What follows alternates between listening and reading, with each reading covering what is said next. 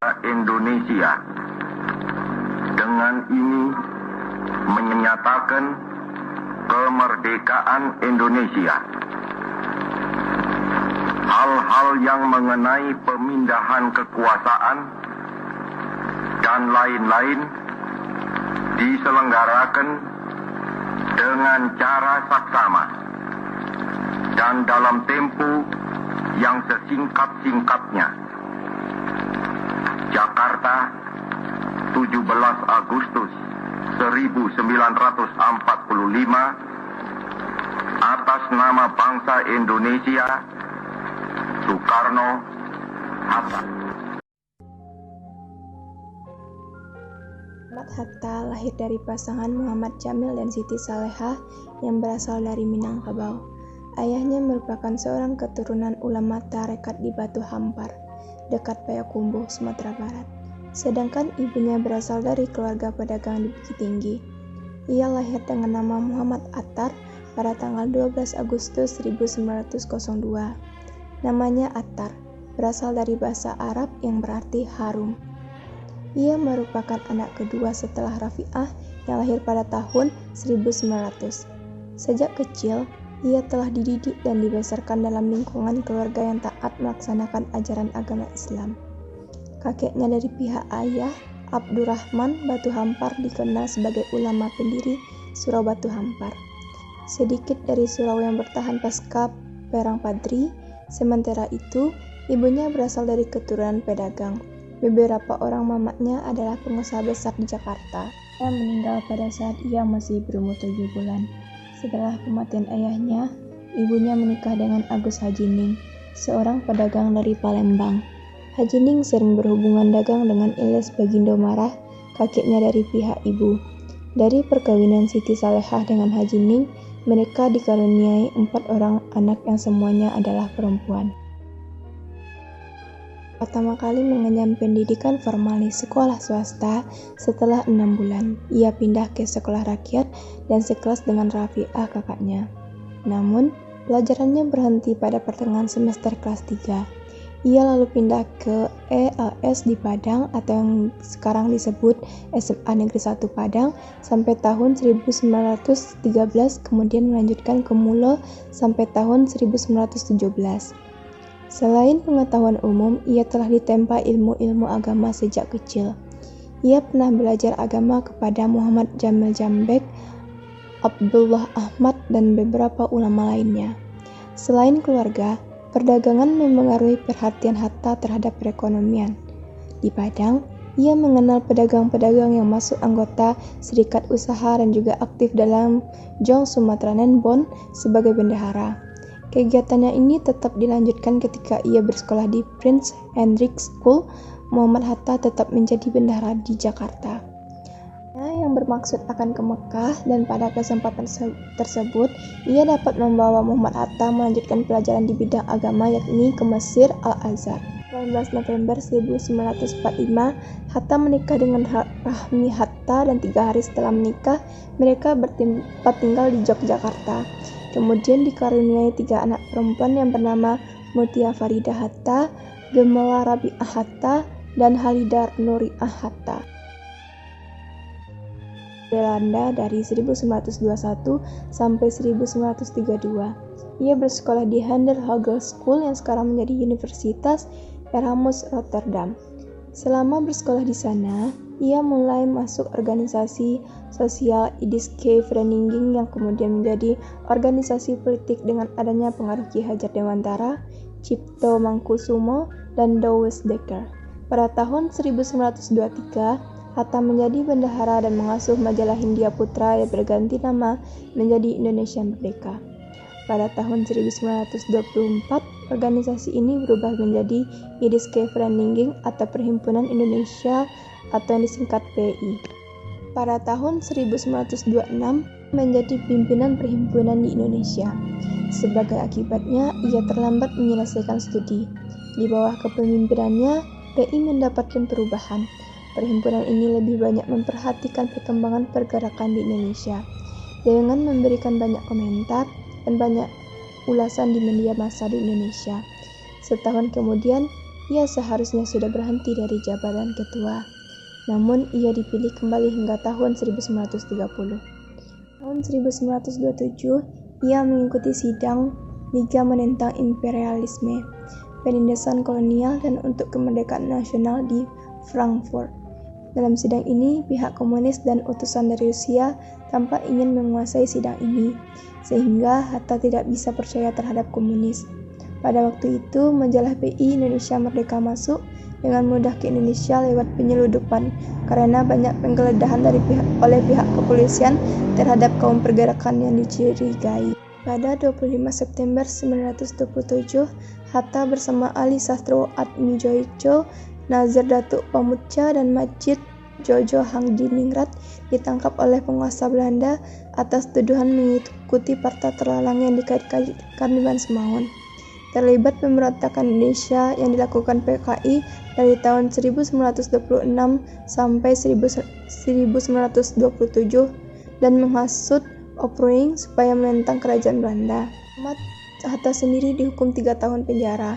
Mereka semua dipenjara di Rotterdam. Semua tuduhan tersebut ia tolak dalam pidatonya Indonesia Merdeka, Indonesia Frits pada sidang kedua dengan tanggal 22 Maret 1928. Pidato ini sampai ke Indonesia dengan cara penyeludupan. Ia juga dibela oleh 3 orang pengacara Belanda yang salah satunya berasal dari parlemen. Dan dari parlemen bernama J. E. W. Dui. Tokoh ini memang bersimpati padanya.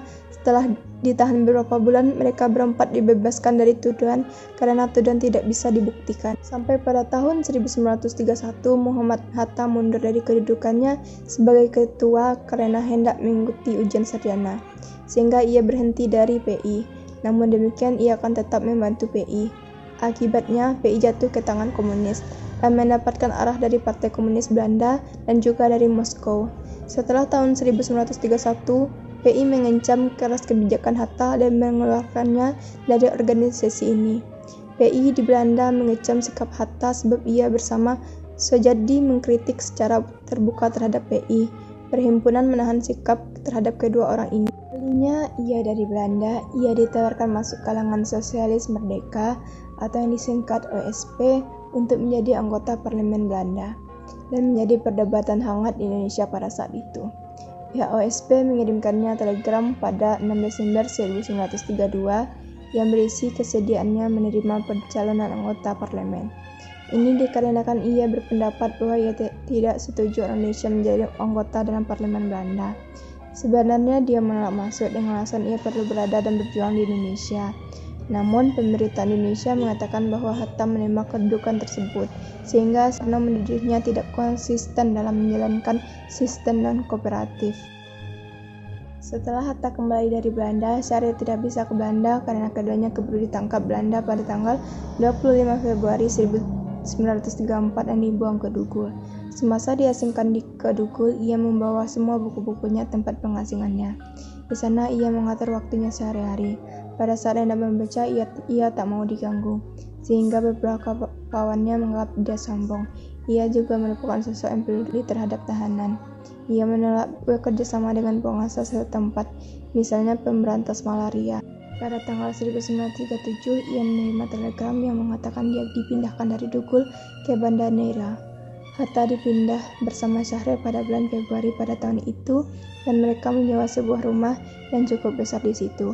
Ada beberapa kamar dan ruangan yang cukup besar. Adapun ruangan besar itu digunakan untuk menyimpan bukunya dan tempat bekerjanya. Di Banda Neira, Hatta juga mengajarkan kepada beberapa orang pemuda. Anak Dr. Cipto belajar tata buku dan sejarah. Ada juga dari asli daerah Banda Neira. Ada seorang kenal Hatta dari Sumatera Barat mengirimkan 2 orang kemenakannya untuk belajar ekonomi dan juga sejarah.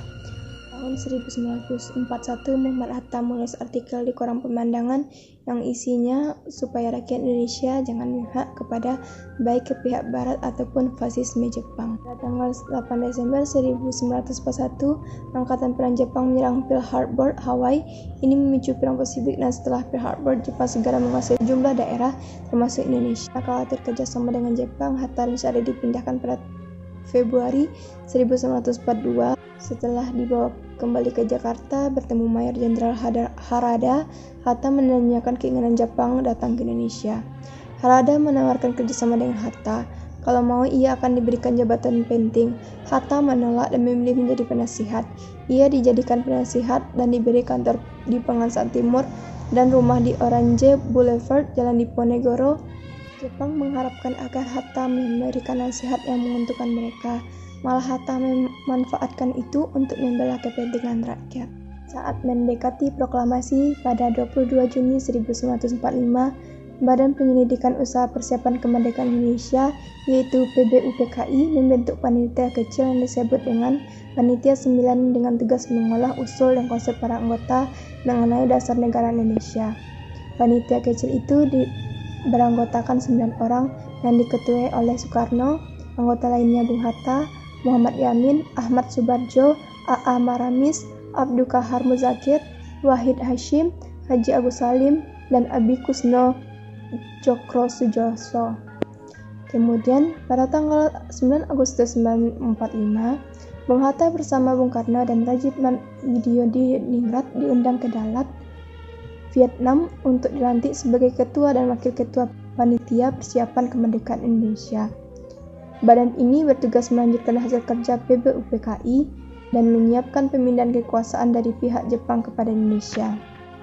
Puncaknya pada tanggal 16 Agustus 1945 terjadilah peristiwa Rengas Dengklok, hari di mana Bung Karno dan Bung Hatta diculik, kemudian dibawa ke sebuah rumah milik salah seorang pimpinan PETA, Zhao Qiaoxiong, di sebuah kota kecil Rengas Dengklok. Penculikan itu dilakukan oleh kalangan pemuda dalam rangka mempercepat tanggal proklamasi kemerdekaan Indonesia. Malam hari, mereka mengadakan rapat untuk persiapan proklamasi kemerdekaan Indonesia di kediaman Laksamana Tadashi Maeda di Jalan Imam Bonjol 1, Jakarta. Sebelum merapat, mereka menemui Samabucho atau Kepala Pemerintahan Umum untuk mengetahui sikapnya mengenai pelaksanaan proklamasi kemerdekaan Indonesia. Tanggal 17 Agustus 1945, hari yang sangat ditunggu-tunggu oleh seluruh rakyat Indonesia, dia bersama Soekarno resmi memproklamasikan kemerdekaan di Jalan Pengasahan Timur nomor 56, Jakarta pukul 10 waktu Indonesia bagian Barat. Dan keesok harinya pada tanggal 18 Agustus 1945, dia resmi dipilih sebagai wakil presiden RI yang pertama mendampingi Presiden Soekarno. Selama menjadi wakil presiden, Bung Hatta amat gigih, bahkan dengan nada sangat marah, menyelamatkan Republik dengan mempertahankan naskah Linggarjati di sidang pleno KNIP di Malang. Terjadinya agresi militer Belanda I pada 21 Juli 1947, Hatta dapat meloloskan diri dari kepungan Belanda dan pada saat itu dia masih berada di Pematang Siantar. Dia dengan selamat bersama Gubernur Sumatera, Muhammad T. Hasan, tiba di Bukit Tinggi. Sebelumnya pada tanggal 12 Juli 1947, Bung Hatta mengadakan Kongres Koperasi 1 di Tasikmalaya yang menetapkan tanggal 12 Juli sebagai Hari Koperasi di Indonesia.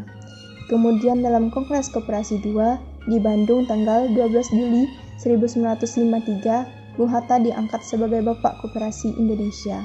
Era Kabinet Hatta yang dibentuk pada tanggal 29 Januari 1948, Bung Hatta menjadi Perdana Menteri dan merangkap jabatan sebagai Menteri Pertahanan.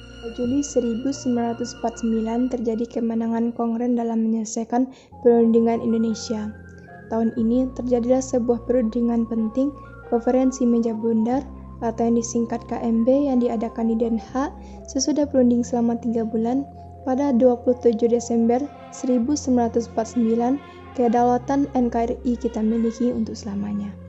Ratu Juliana memberi tanda pengakuan Belanda atas kedaulatan negara Indonesia tanpa syarat kecuali Irian Barat yang akan dirundingkan lagi dalam waktu setahun setelah pengakuan kedaulatan kepada Bung Hatta yang bertindak sebagai Ketua Delegasi Republik Indonesia di Amsterdam dan di Jakarta.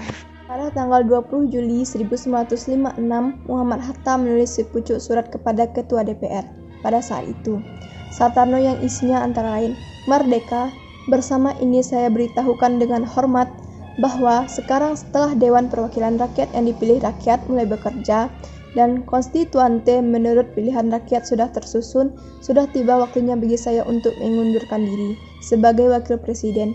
Segera setelah konstituante dilantik, saya akan meletakkan jabatan itu secara resmi. Secara halus permintaan Muhammad Hatta tersebut, dengan cara mendiamkan surat tersebut.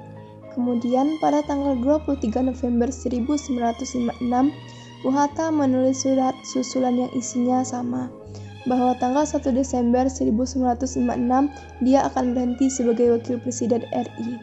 Akhirnya pada sidang DPR pada tanggal 30 November 1956, DPR akhirnya menyetujui permintaan Muhammad Hatta untuk mengundurkan diri dari jabatan sebagai wakil presiden, jabatan yang telah dipegangnya selama 11 tahun. Tahun 1956 juga, Hatta tidak sejalan lagi dengan Bung Karno karena dia tidak ingin memasukkan unsur komunis dalam kabinet pada waktu itu.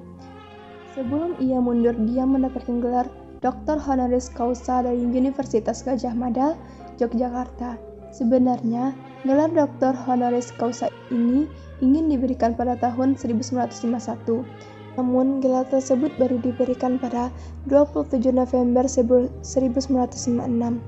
Demikian pula Universitas Indonesia pada tahun 1951 telah menyampaikan keinginan itu, tetapi Bung Hatta belum bersedia menerimanya.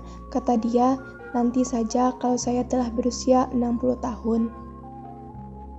Setelah mundur dari jabatannya sebagai Wakil Presiden RI pada 1 Desember 1956, dia dan keluarga berpindah rumah dari Jalan Medan Merdeka Selatan 13 ke Jalan Diponegoro 57. Bung Hatta tak pernah menyesal atas keputusan yang telah ia buat.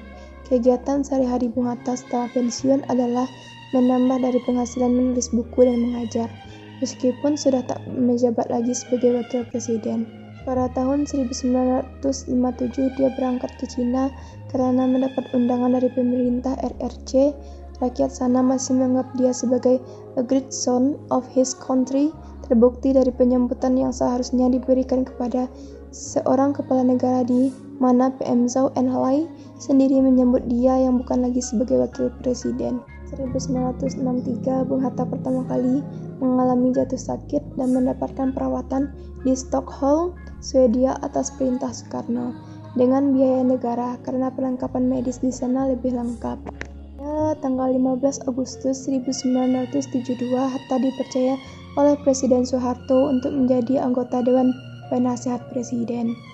Bung Hatta mendapatkan anugerah Bintang Republik Indonesia kelas 1 dari pemerintah Republik Indonesia. Pada tahun 1908 bersama-sama Jenderal Abdul Haris Nasution, Bung Hatta mendirikan Yayasan Lembaga Kesadaran Berkonstitusi yang bertujuan mengkritik penggunaan Pancasila dan UUD 945 untuk kepentingan rezim otoriter Soeharto. Pada tahun 1979, di mana tahun tersebut merupakan tahun kelima Bung Hatta masuk ke rumah sakit. Kesehatan Bung Hatta semakin menurun, walaupun begitu semangatnya tetap tinggi, ia masih mengikuti perkembangan politik dunia. 14 Maret tahun 1980, Muhammad Hatta, proklamator RI, wafat pada tanggal itu. Pada usia ke-77 tahun, Bapak Koperasi ini meninggal di Jakarta dan dikebumikan di tempat pemakaman umum di Tanah Kusir. Selama hidupnya Bung Hatta, ia telah dirawat di rumah sakit sebanyak 6 kali.